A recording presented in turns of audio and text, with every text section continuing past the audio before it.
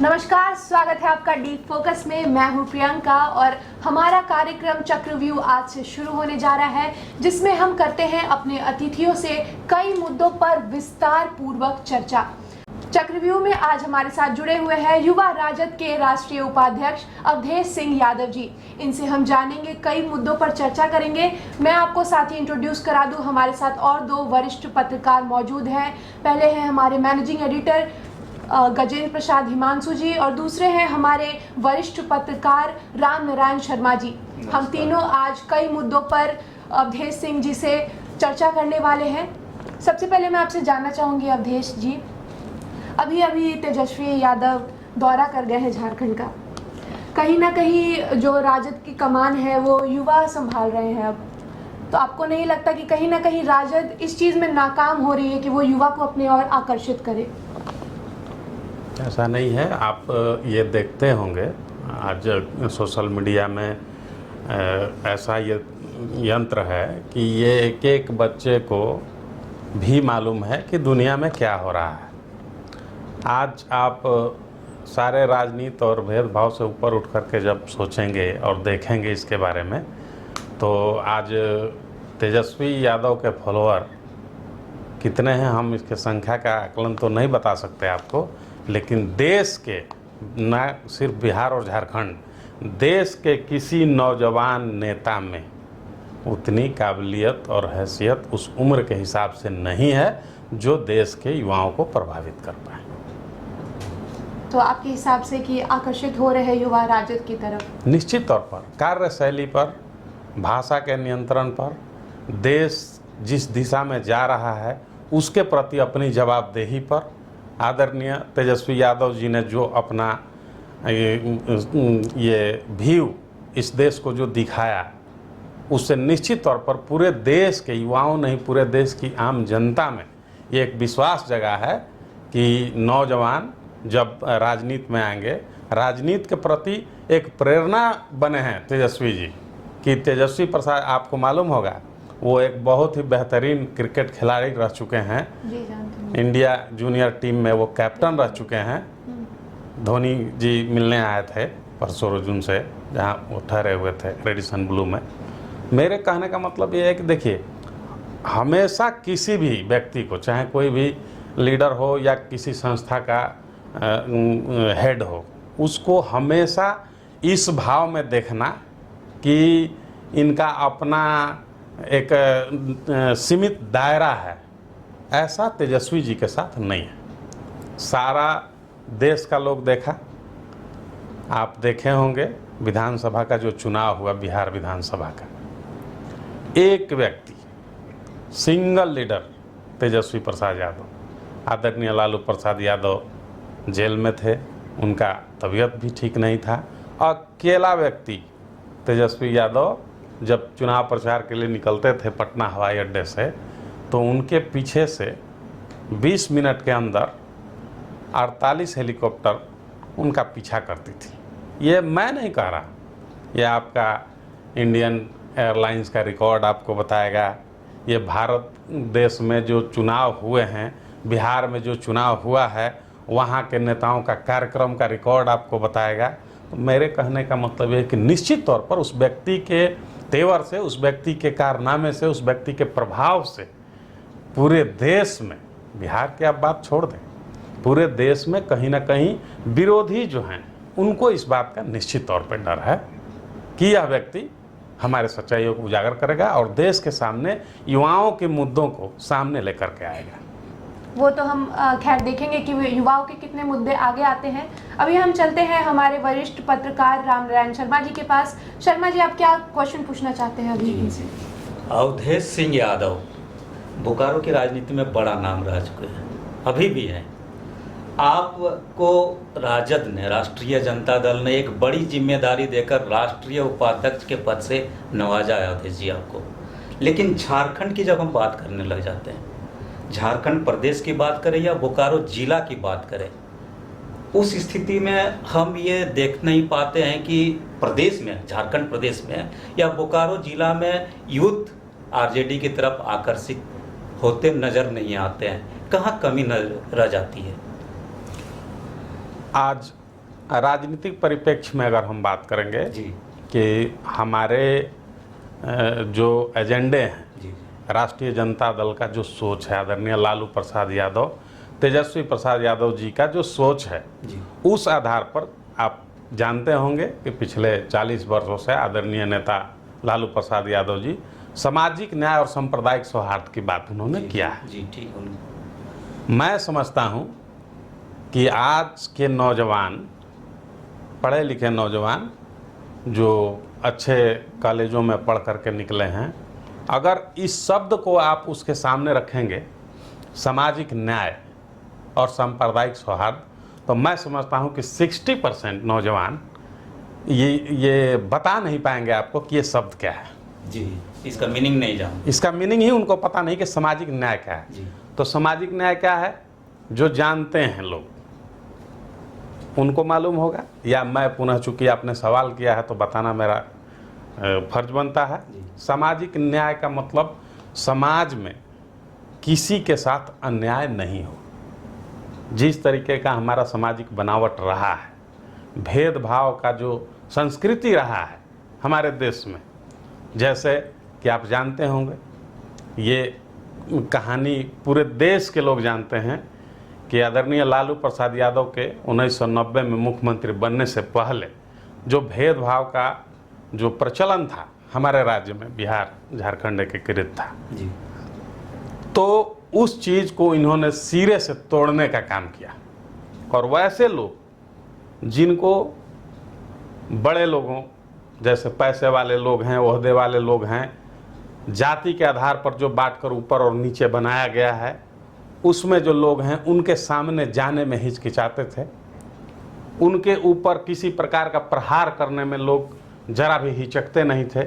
आदरणीय लालू प्रसाद यादव के आने के बाद सामाजिक न्याय का जब आंदोलन उन्होंने शुरू किया कि सबको सम्मान मिलना चाहिए, चाहे वो गरीब हो, अमीर हो, भेड़ बकरी चराने वाला हो या मैला ढोने वाला हो, मतलब नीचे से नीचे के जो लोग हैं, जो इस देश का नागरिक है, जो इस देश का वोटर है, उसका सम्मान बराबर होना चाहिए। अब मैं गुजारिश करूंगी अपने मैनेजिंग एडिटर से कि कोई किन मुद्दों पर वो चर्चा करना चाहेंगे अवधेश जी से। देखिए प्रियंका, मैं पहले बता दूं आपको कि हम लोगों के साथ बोकारो जिले के दिग्गज नेता अवधेश सिंह यादव हैं, जिनसे बातों में आप शक नहीं पाएंगे। इसलिए मैं राम नारायण शर्मा से भी कहूँगा कि पुरानी चर्चाएं ना करें। हम लोगों ने अवधेश यादव जी को यहाँ पे इसलिए बुलाया है कि कल के मुद्दे पर चर्चा कर पाए और उसे लोगों के बीच पहुंचाए, क्योंकि कल ये खुद मौजूद थे। अवधेश जी हमारे साथ हैं। सबसे पहले उनको हम धन्यवाद करते हैं कि हमारे नए कार्यालय में वो पहले चक्रव्यूह कार्यक्रम के पहले अतिथि हैं। इसके लिए अवधेश जी आपका बहुत स्वागत, हमारे स्टूडियो में आप आए, इसके लिए धन्यवाद। लेकिन मैं जरूर आपसे जानना चाहूँगा, मैं लगभग 15 साल से पत्रकारिता में हूँ और लंबे समय से आपको देख रहा हूँ। आपका पूरा परिवार राष्ट्रीय जनता दल के साथ जुड़ा हुआ रहा है। आपने राष्ट्रीय जनता दल को बनते भी देखा, झारखंड में बिगड़ते भी देखा। कल कितनी खुशी हुई, पहले ये मैं जानना चाहता हूँ जब तेजस्वी यादव ने स्टेज से कहा कि हर एक विधानसभा में 2-2 दिन मैं दूंगा। निश्चित तौर पर राष्ट्रीय जनता दल का एक सिपाही होने के नाते, इस राज्य का एक जनप्रतिनिधि होने के नाते, अगर हमारे नेता ने हम लोगों को ये विश्वास दिलाया, हम लोगों को ये आश्वासन दिया है कि हर विधानसभा में 81 विधानसभा में कार्यक्रम करेंगे और हर महीने 2 दिन का दौरा उनका इस राज्य के लिए होगा। निश्चित तौर पे किसी समय में हम लोग 20 से 25 विधानसभा को डोमिनेट करते थे। 15 से 20 सीट तो हम जीते हुए हैं कभी न कभी। कोडरमा, देवघर, गोड्डा, लातेहार, पलामू, चतरा, मतलब आपको टोटल आप जब देखेंगे तो आपको पता चलेगा कि 15 से 20 विधानसभा कभी न कभी राष्ट्रीय जनता दल अपने बूते पर, कोई गठबंधन नहीं, अपने बूते पर चुनाव जीता है अच्छे मतों से। 30-30, 40-40 हज़ार, एटलीस्ट 80 हज़ार तक हमारा उम्मीदवार जीता है यहाँ। तो और कम से कम 15 से 20 सीटों पर हम 5 से 1500 वोट पर रहे हैं, हार पर। तो हम ये मानते हैं कि कभी भी आज हमारे ही सहयोगी दल सत्ता में है, मुख्यमंत्री हमारे ही सहयोगी दल के लोग हैं, जितने सीट को लेकर के उतना सीट पर हम निश्चित तौर पर कभी भी झारखंड में चुनाव जीत सकते हैं, बशर्ते समय और परिस्थिति के हिसाब से। अभी जो जैसा कि आपने नौजवानों के बारे में चर्चा किया, निश्चित तौर पर हम लोगों ने उस गहराई में जाकर कभी नहीं सोचा था कि इतना ज़्यादा डाइवर्सन का समय आएगा कि लोगों को बताना भी ये मुश्किल हो जाएगा कि सही क्या है और गलत क्या है। तो निश्चित तौर पर जब ये समय आया है तो हम उसको स्वीकार करते हैं और हम लोग इस पर तेजस्वी जी के नेतृत्व में कार्यक्रम बनेगा और तमाम 81 विधानसभा क्षेत्र में हम लोग काम करेंगे और निश्चित तौर पर हमारी पार्टी अगले चुनाव में बहुत बड़ी पार्टी के रूप में लेकिन अवधेश जी, झारखंड में नेताओं का कहना है, जो आपके पूरक हैं, विपक्षी हैं, उनका कहना है कि राष्ट्रीय जनता दल ने, जब भारतीय जनता पार्टी ने एक ट्रम्प कार्ड खेला, अन्नपूर्णा देवी को मंत्री बनाया झारखंड से और उनका एक रथ यात्रा निकाला और पूरे झारखंड में अन्नपूर्णा देवी को घुमाने का काम किया, उसके बाद जिस तरह यादवों का वोट बैंक का बिखराव होना शुरू होने वाला था, अभी हुआ नहीं है, शुरू ही हुआ था और अन्नपूर्णा देवी अपनी ओर खींच रही थी भारतीय जनता पार्टी में। ये घबराहट है राष्ट्रीय जनता दल की और घबराहट में जल्दी जल्दी में ये कार्यक्रम किया गया और उनको बुलाया गया। देखिए हिमांशु जी, किसी को दिवा स्वप्न देखने से कोई मना नहीं कर सकता। आप आज़ाद हैं, मुंगेरी लाल का हसीन सपने आप देख सकते हैं। हम आपको उदाहरण स्वरूप बता दें, आदरणीय हमारे बड़े भाई, हम लोग के बड़े भाई के समान हैं, राम कृपाल यादव जी। हमारे पार्टी में जब वो होते थे तो सेकंड लालू के रूप में उनको लोग जानते थे। जब वो हमारी पार्टी से गए और चुनाव जीते तो उनको मंत्री बना करके ठीक एकदम आप देखिएगा जिस तरीके से अन्नपूर्णा देवी के साथ हो रहा है, आप इनका क्या असर होगा वो भी जानेंगे। राम कृपाल यादव जी को बिहार के यादव का नेता के रूप में केंद्रीय मंत्री बनाया गया और ये खास समुदाय के बीच उनको घूमने का एजेंडा तय किया। पार्टी ने करोड़ों रुपए खर्च किए गए और रिजल्ट जब जीरो हुआ तो लात मारकर कैबिनेट से उनको बाहर कर दिया गया। आज वो कैबिनेट में नहीं है, आज भी इस देश में भारतीय जनता पार्टी की ही सरकार है। आज भी राम कृपाल यादव एमपी हैं उसी पटना से। आप बताइए, आदरणीय अन्नपूर्णा जी हम लोगों की बहन है, हम लोग सम्मान करते हैं उनका और सब लोग स्वतंत्र हैं कहीं भी जाने को, हम लोग उस पर कोई अच्छा, कल कटाक्ष नहीं करेंगे। 25 मिनट कुछ सेकंड का भाषण था तेजस्वी यादव का, हम लोग भी सुन रहे थे, बड़े गौर से सुन रहे थे उस भाषण को।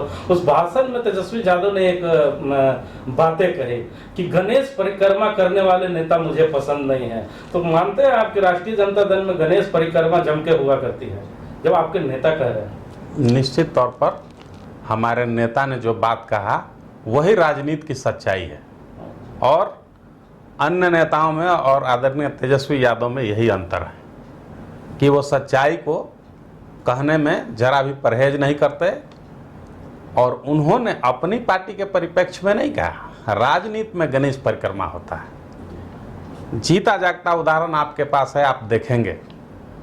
अन्य पार्टियों में हम नाम नहीं लेंगे पार्टी का, कोई अध्यक्ष बनता है, किसी को टिकट मिलता है, कौन जमीनी संघर्ष करके टिकट प्राप्त करता है किस पार्टी में, आप देखे होंगे विगत चुनाव में। हम भी चुनाव लड़े और लोग भी चुनाव लड़े हैं, अन्य पार्टियों ने भी, सारे लोगों ने उम्मीदवार दिए हैं। तो आप कंपैरिजन करेंगे तो आपको पता चलेगा कि किस पार्टी में गणेश परिक्रमा करने वालों को उम्मीदवार बनाया जाता है या पार्टी में पद से सुशोभित किया जाता है और किस पार्टी में जमीन से जुड़े हुए संघर्ष करने वाले कार्यकर्ता को उसको सम्मान और अधिकार मिलता है। तो निश्चित तौर पर इस चीज़ को, चूंकि अन्य पार्टियों ने ये गणेश परिक्रमा वाला जो कार्यक्रम है इसको इतना ज़्यादा तूल दे दिया है कि निश्चित तौर पर तेजस्वी जी को ये लगता है कि लोग अगर इस ट्रेंड में आ गए हैं तो हमारी पार्टी में भी ये चीज़ होगा और निश्चित तौर पर कोई भी पार्टी हो, बड़े नेता हैं तेजस्वी जी, निश्चित तौर पर बहुत लोग उनके साथ तस्वीर खिंचवाने में, बहुत लोग चेहरा चमकाने में लगे रहते हैं, तो उनको ध्यान में है इस बात का। सिंह साहब एक मैं प्रश्न जरूर पूछना चाहूँगा। कल जब तेजस्वी यादव का कार्यक्रम हमारे चैनल पर चल रहा था तो हमारे कुछ जो दर्शक थे उन्होंने एक प्रश्न लिखा था, मुझसे पूछा था कि हिमांशु जी अगर आरजेडी का कोई भी बड़ा नेता आपके स्टूडियो में आता है तो जरूर उससे पूछिए, क्योंकि राष्ट्रीय जनता दल बिहार से जुड़ा हुआ है और राष्ट्रीय जनता दल के जितने भी नेता हैं वो या भोजपुरी बोलते हैं, मगही बोलते हैं या कोई भी भाषा बोलते हैं, लेकिन जिस तरह का सीएम का बयान आया है भोजपुरी और मगही भाषा पर, उसके बाद भी राष्ट्रीय जनता दल के जो भी नेता हैं उनकी खामोशी अब बर्दाश्त नहीं होती। तो कितना नुकसान होगा आपको इस जो ये जो खामोशी आपकी। देखिए, किसी के व्यक्तित्व पर जी सवाल उठाना, जी किस संदर्भ में उन्होंने बयान दिया, क्या मामला था, वो क्या दर्शाना चाहते थे, इसको अब हम पॉलिटिकल रूप से कि उन्होंने भोजपुरी के बारे में बोला, मगही के बारे में बोला, हमें फक्र है कि उन्होंने कहा कि जो डोमिनेट करता है वो भोजपुरी और मगही बोलता है। इससे ज़्यादा खुशी की बात किसी भोजपुरी और मगही बोलने वाला के लिए नहीं हो सकता कि इस राज्य का मुख्यमंत्री इस बात को मानता है कि भोजपुरी बोलने वाले और मगही बोलने वाले डोमिनेट करते हैं।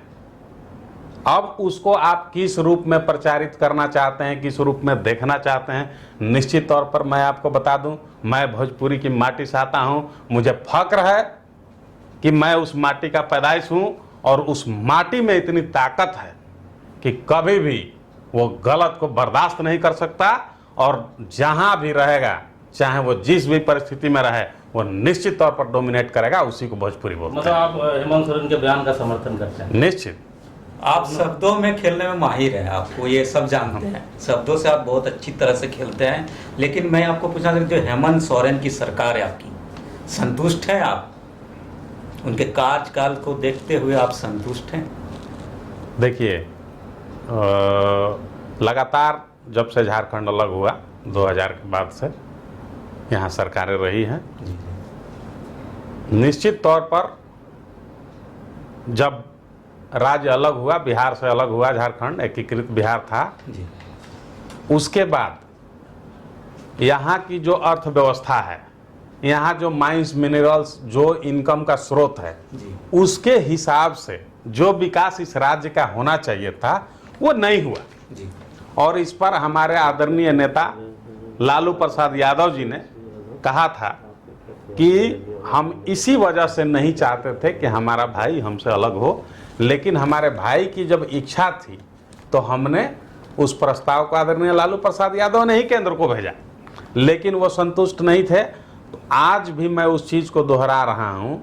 अभी तो हमारी सरकार 2 साल से चल रही है, जी, जी। इसके पहले जो लगातार सरकारें रही हैं, निश्चित तौर पर ऐसा प्लेटफॉर्म नहीं बनाया कि इस राज्य में कुछ विकास दिखे। 2 साल में जो हम विकास देखना चाह रहे हैं उसको हम लोग 17-18 साल में अगर खोजे होते तो हो सकता है कि बहुत ज़्यादा अंतर पड़ा होता। आज निश्चित तौर पर हमारी पार्टी ने इसको ज़रूरत महसूस किया कि राज्य हमारा है, इस राज्य का विकास होना चाहिए। और ख़ास तौर पे हम आपसे ये बताना चाहेंगे पार्टी के बारे में, जब आप पूछ रहे हैं तो, कि विगत लोकसभा चुनाव में हमारे गठबंधन ने 2 सीट हमको देने का बात किया था।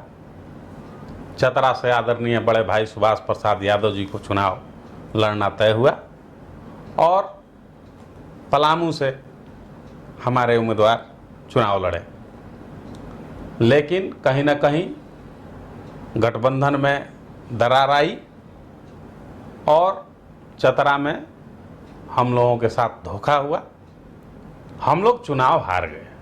लेकिन ये आप भी जानते हैं, इस पूरे राज्य की जनता जानती है कि चतरा में जो राष्ट्रीय जनता दल ने सुभाष प्रसाद यादव को उम्मीदवार बना करके चुनाव लड़ा, उसी दिन से पुनः आदरणीय लालू प्रसाद यादव का पुराना जो तेवर था इस झारखंड क्षेत्र का, चतरा, पलामू, कोडरमा, ये सारा उसी चुनाव में कार्यकर्ता जग चुके आदरणीय सुभाष प्रसाद यादव के नेतृत्व में।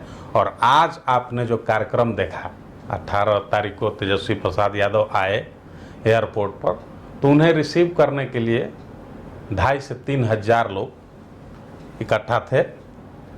और जब कार्यक्रम हुआ कल, तो वहाँ 25,000 से 30,000 लोगों का भीड़ था। हॉल में मुझे लगता है कि 1/4 लोग भी नहीं हटे थे। तमाम लोग बाहर और सड़कों पर, और पूरा रांची भरा हुआ था। निश्चित तौर पर जब लालू प्रसाद यादव के तेवर में बड़े भैया सुभाष प्रसाद यादव जी, हमारे आदरणीय मंत्री सत्यानंद भोक्ता जी और तमाम कार्यकर्ता और पदाधिकारियों ने जब ये ठान लिया, तय कर लिया है कि निश्चित तौर पे ये हमारा राज्य है, इस राज्य में हम 20-20 MLA रहे हैं, फिर से हम उस ताकत को प्राप्त करेंगे। और आज आप देख रहे हैं कार्यकर्ता हमारे किस तरीके से जगह, और रांची में जो देखने को मिला वो निश्चित तौर पर अप्रत्याशित था। और ये अब लगातार आपको देखने को मिलेगा। इसमें कहीं कोई दो राय नहीं कि आने वाले विधानसभा चुनाव में हमारा राष्ट्रीय जनता दल फैक्टर होगा। क्या यही हुजूम भी अगर तेजस्वी यादव बोकारो आते हैं तो देखने को मिलेगा? निश्चित तौर पर तेजस्वी यादव का बोकारो जब कार्यक्रम बनेगा, तो बोकारो का तेजस्वी जी का दौरा पूरे झारखंड में उदाहरण बनेगा। और उसको देख करके बाकी जगहों पर लोग उसका अनुसरण करके इसे उस उदाहरण तरीके का बनाने के लिए कार्यक्रम, आपकी क्या तैयारी है? जो सामाजिक न्याय की लड़ाई आदरणीय लालू प्रसाद यादव ने लड़ा, उस सामाजिक न्याय से जुड़े जो लोग हैं, गरीब गुरबा चाहे जिस भी जाति का हो, उपेक्षित वंचित लोग समाज में, जिनको जो सम्मान नहीं मिला, जिनकी लड़ाई आदरणीय लालू प्रसाद यादव ने लड़ा है, उन तक उनके संदेश को घर घर तक जाकर के हम लोग पहुंचाने का काम करेंगे। और आदरणीय तेजस्वी यादव ने जो सोच रखा है आज के नौजवानों के लिए, इस देश में नौजवानों का अधिकार कैसे सुरक्षित होगा, उसको हम लोग एक एक नौजवान तक बताने का काम करेंगे। और मैं समझता हूं कि बोकारो में 20,000 से ऊपर कार्यकर्ताओं की भीड़ होगी। और उनको मानने वाले जो लोग हैं, उनकी आबादी बहुत है, बताने की ज़रूरत है। निश्चित तौर पर बहुत ही अच्छा और एक मार्गदर्शन देने वाला कार्यक्रम बोकारो में होगा। बोकारो में तेजस्वी यादव का आगमन कब तक होने सकता है? अभी हमारे पूरे राज्य में 81 विधानसभा का कार्यक्रम तय होना है। चूँकि हम लोगों को कहीं ना कहीं पार्टी ने जिम्मेवारी दिया है, हम युवा राष्ट्रीय जनता दल के उपाध्यक्ष होने के नाते मेरा बोकारो ही नहीं, बिहार झारखंड के अलावे बंगाल उड़ीसा में भी कार्यक्रमों को, पार्टी संगठन को देखना जाना होता है पार्टी के आदेश पर। उसके बावजूद जब पूरे राज्य का 81 विधानसभा का कार्यक्रम तय होगा, तो उसमें आदरणीय नेता और झारखंड संसदीय बोर्ड के लोग, हमारे पार्टी के प्रदेश के तमाम लोग बैठ करके इसको तय करेंगे। उसमें जो भी तिथि निर्धारित होगी बोकारो के लिए, उसकी पूरी पुरजोर तैयारी की जाएगी और बहुत ही सफल और भव्य कार्यक्रम बोकारो में होगा। हमारे साथ आज चक्रव्यूह में थे राष्ट्रीय उपाध्यक्ष युवा राजद के अवधेश सिंह यादव जी। अगली बार फिर मिलेंगे आपको हम चक्रव्यूह कार्यक्रम में अलग मुद्दे के साथ, अलग अतिथि के साथ। तब तक के लिए नमस्कार।